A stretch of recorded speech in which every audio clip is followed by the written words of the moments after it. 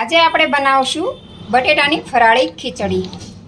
એકદમ ટેસ્ટી અને ફટાફટ બની જાય તેવી રેસીપી છે. તો ચાલો આપણે રેસીપી શરૂ કરીએ. ફરાળી ખીચડી બનાવવા માટે કઈ સામગ્રી અને કેટલી જોઈએ તે મેં તમને અહીંયા લખી દીધું છે ને આ ફરાળી ખીચડી આપણે 4 લોકો માટે બનાવીશ તો એનું માપ મેં એ પ્રમાણે કાઢ્યું છે. ફરાળી ખીચડી બનાવવા માટે આપણે અહીંયા બાફેલા 500 ગ્રામ બટેટા લઈ લીધા છે અને તેના આપણે નાની સાઇઝમાં કટ કરી લીધા છે. તમે નાની મોટી કોઈ પણ સાઇઝમાં કટ કરી શકો છો, કેમ કે ખીચડી બનાવવાનું હોય એટલે એની સાથે મિક્સ થઈ જવાનું હોય. તો હવે આપણે આનો વઘાર કરી લઈશું. તો સૌથી પહેલા આપણે 2 મોટી ચમચી જેટલું તેલ મૂકવાનું છે. તેલ ગરમ થઈ જાય એટલે આપણે એમાં અડધી ચમચી જીરું એડ કરવાનું છે. ચપટી હિંગ નાખવાની છે. થોડાક આપણે મીઠા લીમડાના પાન એડ કરશું. હવે આપણે આમાં 2 મોટી ચમચી આદુ મરચાની પેસ્ટ એડ કરવાની છે. અડધી ચમચી આપણે હળદર એડ કરશું. મરચું તમે તમારા સ્વાદ પ્રમાણે વધઘટ કરી શકો છો. તમે તીખું ઓછું ખાતા હોય તો તમારે ઓછું નાખવાનું છે ને વધારે ખાતા હોય તો તમારે વધારે નાખવાનું છે. ને હવે આપણે આ તેલમાં અડધી મિનિટ માટે સાતળી લેવાનું છે. મેં આમાં 1 મરચું તીખું અને 3 મરચા મોળા લીધા છે. આ મરચાની ગ્રેવી હોય તો તમને ખાવાની મજા આવે. તો હવે આપણે આમાં 1 મોટું ટમેટું સુધારેલું એડ કરી દેવાનું છે. અડધી ચમચી આપણે નમક એડ કરી દેવાનું છે. નમક તમે સ્વાદ પ્રમાણે એડ કરજો. હવે આપણે આને સરસ રીતે મિક્સ કરી લેવાનું છે અને ટમેટા ચડી જાય ત્યાં સુધી આપણે આને ચડવા દેવાના છે. તો આપણે ગેસની ફ્લેમ ધીમી રાખશું અને ધીમા ગેસે આને આપણે એમને ચડવા દેવાનું છે. હવે આપણે આમાં અડધી ચમચી જેટલી ખાંડ એડ કરવાની છે. 1 ચમચી આમચૂર પાવડર એડ કરવાનું છે. તમારી પાસે લીંબુ હોય તો તમે લીંબુ એડ કરી શકો છો. અત્યારે મારી પાસે લીંબુ નથી એટલે હું એની જગ્યાએ આમચૂર પાવડર લઉં છું. અને હવે આપણે આમાં સિંગનો ભૂકો એડ કરી દેવાનો. સિંગનો ભૂકો મેં અધકચરો કરેલો છે. અને હવે આપણે બધું સરસ રીતે મિક્સ કરી લેવાનું છે. તમારી પાસે લીંબુ હોય તો તમારે લીંબુ જામાં નાખવું. લીંબુનો ટેસ્ટ ખૂબ સરસ આવે છે. અને આપણે ધીમા ગેસ પર આને બધું ચડવા દેવાનું છે. 1 મિનિટ માટે આને આપણે ચડવા દઈશું. હવે આપણે આમાં થોડાક લીલા ધાણા એડ કરી દેવાના છે અને સરસ રીતે મિક્સ કરી લેવાનું છે. ધાણા તમારે પહેલેથી જ આમાં એડ કરી દેવાના છે તો એનો ટેસ્ટ ખૂબ સરસ આવે છે.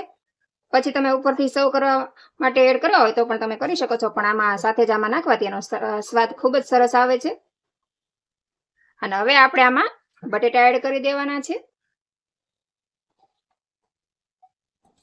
અને હવે આપણે બધું સરસ રીતે મિક્સ કરી લેવાનું છે. જો તમારે સૂકી ભાજી બનાવી હોય તો પણ તમારે સૂકી ભાજી આ જ રીતે બનાવવાની છે, પણ તેમાં સિંગદાણા નથી એડ કરવાના. સિંગદાણા નહીં નાખો એટલે તમારે સૂકી ભાજી બનશે. અને સિંગદાણા નાખો અને પછી આ બટેટા છે એને એકદમ સરસ રીતે મેશ કરી લેવાના છે આવી રીતે. તો તમારી ખીચડી બની જશે.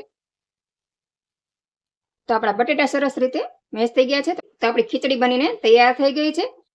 તમે જો ફરાળમાં હળદર ન ખાતા હોય તો તમારે હળદર સ્કીપ કરી દેવાની છે. તો આપણી ખીચડી બનીને તૈયાર થઈ ગઈ છે. તો હવે આપણે ગેસની ફ્લેમ બંધ કરી દેવાની છે. હવે આપણે ઉપરથી ધાણા એડ કરી દેવાના છે. હવે આપણે એના ઉપર થોડાક દાડમના દાણા એડ કરી દઈશું. દાડમના દાણા ઓપ્શનલ છે. તમને પસંદ હોય તો તમારે નાખવાના, ન ગમે તો તમે એને સ્કીપ કરી શકો છો. તો આપણી બટેટાની ફરાળી ખીચડી બનીને તૈયાર છે. તો હવે આપણે આને સર્વ કરી લઈશું. તો હવે આપણે ખીચડીને સર્વ કરી લેવાની છે ડીશમાં. તમે આ રેસીપી બનાવો, ખાઓ અને તમારો અનુભવ મારી સાથે શેર કરો. તમે આવી રીતે બનાવો તો તમારી ખીચડી એકદમ ટેસ્ટી બનશે અને બધાને પસંદ પણ આવશે. અને તમે આમાં લાલ મરચું ખાતા હોય તો તમે લાલ મરચું પણ આમાં એડ કરી શકો છો. ગાર્નિશિંગ માટે આપણે કોથમરી લેશું. થોડાક દાડમના દાણા એડ કરવાના છે ગાર્નિશિંગ માટે. અહીંયા મારી પાસે મસાલા સિંગના દાણા પડ્યા છે તો આપણે એ પણ આમાં એડ કરી દઈશું ગાર્નિશિંગ માટે.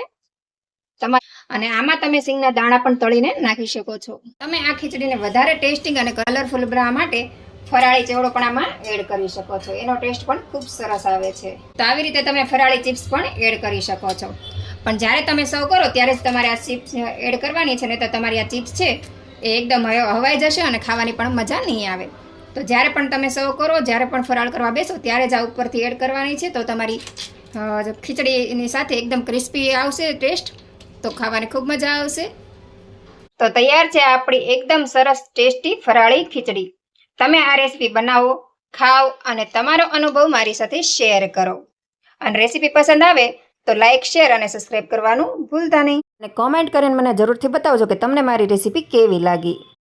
તો ફરીથી મળીશું એક નવા વિડીયો સાથે. જય હિન્દ, જય ભારત.